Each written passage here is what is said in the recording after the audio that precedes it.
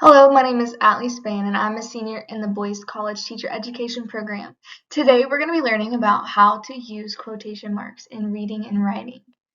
This is for all elementary age learners. Maybe your student's asking, what are quotation marks?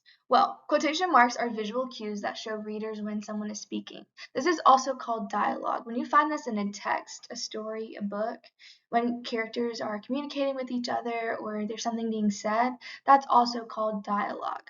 It can also be when writers quote within a quote.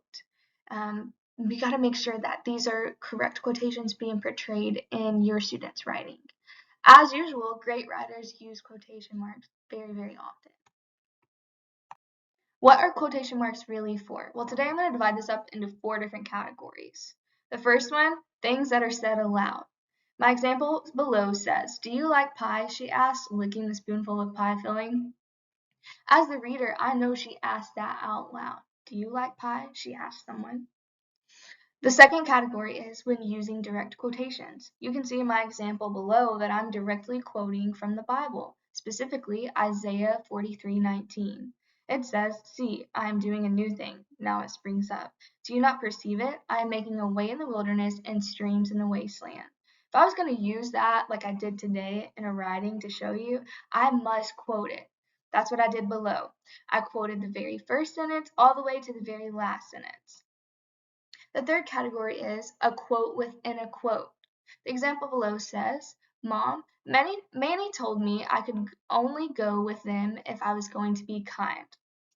This person is sharing with their mom a quote that was already told to them. "Mom, Manny told me I could only go with them if I was going to be kind." She's sharing within a quote. She's speaking it out loud, and she's quoting it from a previous person speaking with her.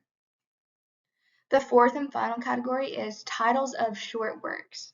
This would be short stories, songs, essays, poems, TV and radio episodes, chapter titles, and article titles.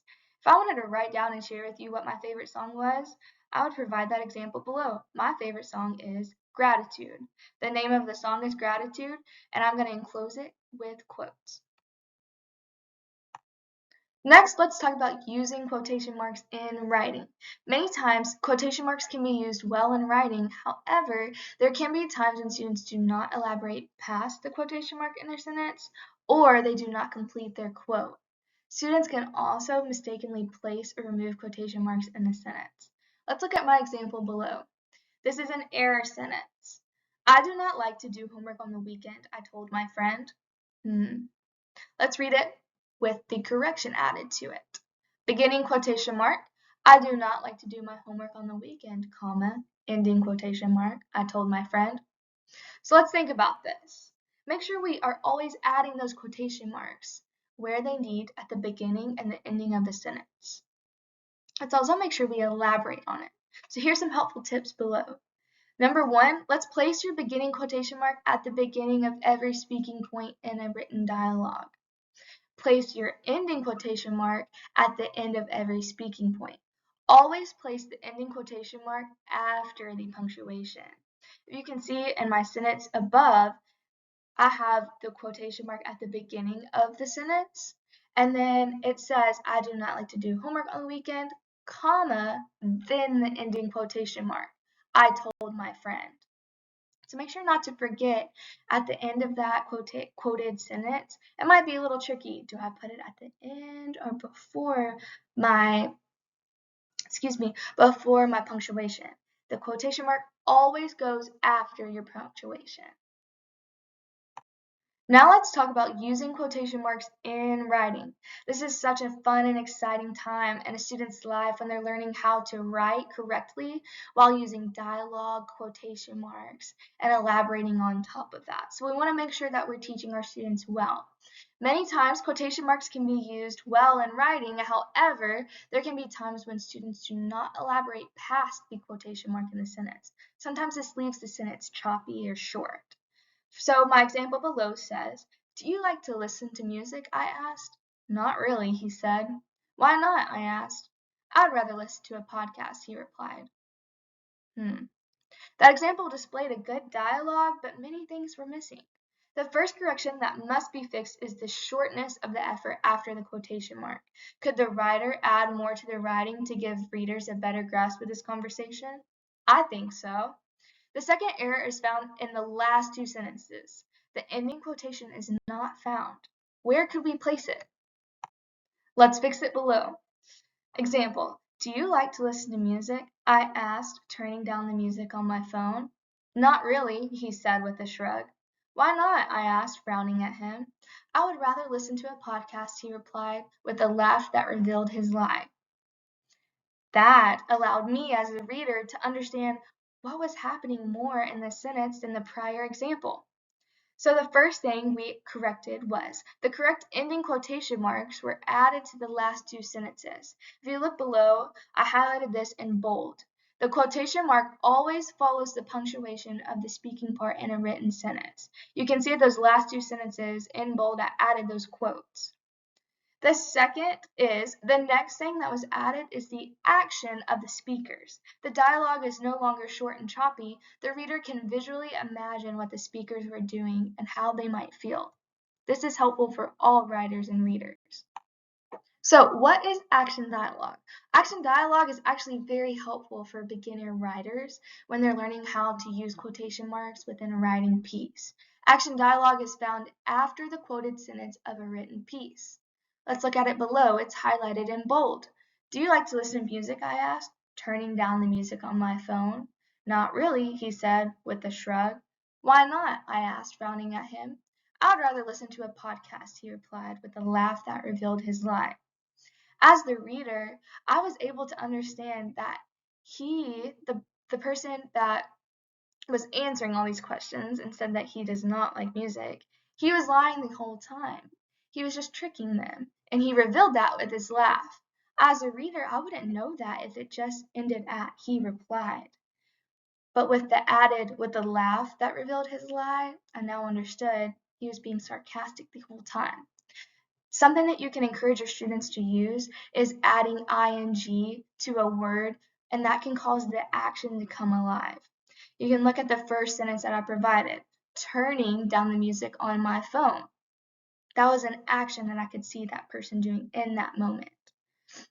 And the third sentence, why not? I asked, frowning at him. If students are struggling to come up with more action to a dialogue, always encourage to add ing to the end of each sentence. To the end of each word. How can I encourage dialogue in my students' writing? I'll give you two examples. Let's start with the first one. Display written dialogue for your student to read. Find a passage from a book that fits your student's reading level. Have your student read the dialogue out loud. This allows for the students to hear it, speak it, and see it.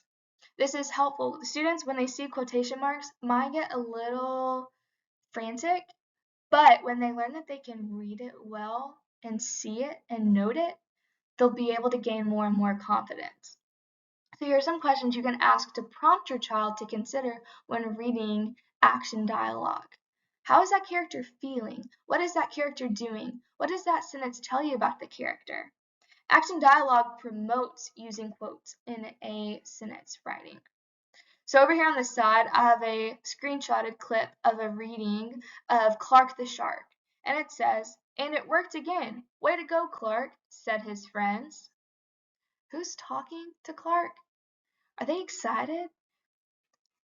If you ask those questions to your student based off of that, what I read right there, that's just two sentences. Way to go, Clark! Exclamation point. We know that somebody's excited, said his friends. Oh, that's his friends he's talking to, or that are talking to him. That would be a great book or a lower level book for students of younger elementary that you're wanting to introduce quotes to. I also have attached a page from The Lion, Witch, and the Wardrobe. Let's go down to the third paragraph. "We've fallen on our feet, and no mistake," said Peter. "This is going to be perfectly splendid. That old chap will let us do anything we like." "I think he's an old dear," said Susan. "Oh, come off it," said Edmund, who was tired and pretending not to be tired, which always made him bad-tempered. "Don't go on talking like that." You can stop right there. What is Edmund feeling? Do you think he's angry? Do you think he's tired? It says he was. Who's he talking to? Those are all great questions you can pause. This allows the readers to begin understanding what quotes are, how they're used in writing, and how you can elaborate based off of a quote. The second example I wanted to give to you was encourage it through a writing journal. Give your student a writing journal to begin their writing adventure. It doesn't just have to be a composition book. It can be any type of journal. You can print it out, you can have it, you can buy it, whatever this looks like. Just make sure you're able to have it to keep track of progress. I provided 2 examples of composition books. It's just the top one is just a normal composition book, it can be any type of journal. The one that's open wide could be for younger elementary students. After they're writing their small dialogue sentences with quotation marks, allow them to draw pictures. That allows the elaboration to take effect. So give your students a writing journal to begin their writing adventure. Have your student begin by writing a short story involving multiple characters. Encourage these characters to talk to one another. Instruct your students to describe how the characters feel or what they are doing when speaking with one another. Again, your students might be a little hesitant at first. How am I going to make my characters talk? What are they going to say to each other? This is when you as a teacher have to come in and give them specific prompts for these students to be able to write with confidence. And as soon as you give them that little bit of confidence and direction, they will be good to go. It's really exciting. So I just gave you 2 physical examples that you could do with your students. Books, text, writing journals. Those are all helpful to introduce this to the students and build off of. Some online resources you could use I have listed below. The first one is storyonline.net. That's where I got the Clark the Shark story. Celebrities read books to students, and it's a great website that includes action dialogue, especially for these lower elementary age learners. Students can listen and see the quotation marks as the book is being read.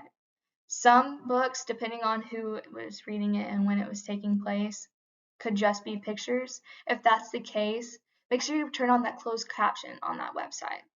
You can give your students prompts while following along.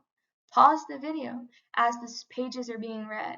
Ask your students those questions. How's the character feeling? What do you think is going to happen? That kind of stuff. That would be really great prompts to allow them to begin thinking of how to elaborate on to those quoted sentences. The second website resource that I have given is off of scholastic.com. It's a story starter prompt. So this website gives random writing prompts for elementary grade students.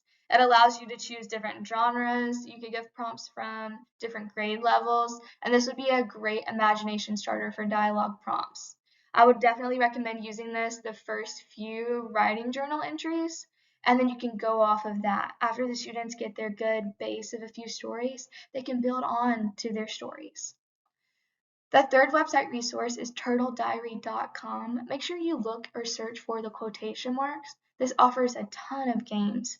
This is for those grammar areas. If your student is struggling with learning about where to place that quotation mark, whether you put it before or after punctuation, how it fits in well, these have some great games on encouraging your students they're learning for that of where to place the quotation, how does it make sense, where does it make sense. So all these are really great resources that I've found online. They're all free, easy to access, and really great for not just the teacher, but for the student.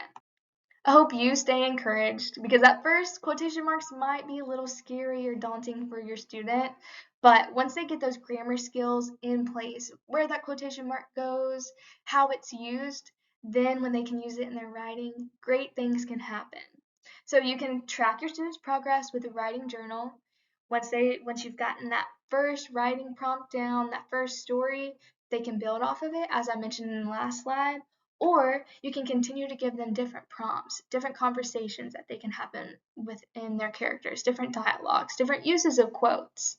As I mentioned in one of the previous slides, you can quote within your quote. Allow your students to just work with that and see what comes through their writing with different ways to quote things. Please use the provided ideas and links as needed. And if you have any questions at all, please email the Boyce TEP email address. It's boycetep@sbts.edu. Thank you so much.